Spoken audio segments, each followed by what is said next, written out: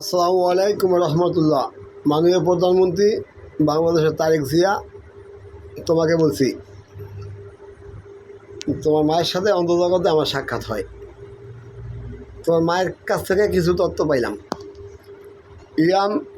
ইরানের রাষ্ট্রপ্রধান তার নাতিপুতি যেখানে যে অবস্থায় পরিস্থিতির শিকার, এরকম একটা পরিস্থিতি তোমার সামনে আসিতেছে। তোমার স্ত্রী মাননীয় প্রধানমন্ত্রী তারেক রহমান, তোমাকে বলছি, তোমার স্ত্রী, তোমার মেয়ে খুব দামি।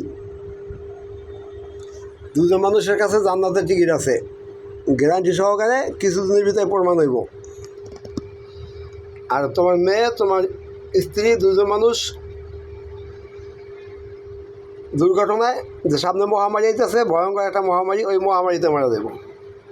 মহামারী যে কোনো একটা দুর্ঘটনায় মারা যাবে বাংলাদেশ মাননীয় প্রধানমন্ত্রীর স্ত্রী এবং মেয়ে। তাদেরকে আমি একটা জানাজার মাঝে মদিনার যাতায়াতের সময় আমার সামনে হাজির হয়েছিল। ওই জায়গায় যত মানুষ দেখছি সবাই শহীদের মর্যাদা পায় এবং সবাই হঠাৎ মারা যায় দুর্ঘটনায়। এবং মানুষের সেবা করতে গিয়ে যারা মারা গেছে তাদের কোট ওইটাই 1, 2, 3 এই করে, এই 1, 2, 3 করে যাদেরকে দেখছি তারা কি আল্লাহ তাদেরকে পছন্দ করিয়া শহীদের মর্যাদা দান করছে। আর শত্রুর হাতে মারা যাইব, এই শত্রুকে বুঝবেন পরে। এই দিনের দিন না, আরও দিন আছে, এই দিন নিয়ে যাবো ওই দিনের কাছে।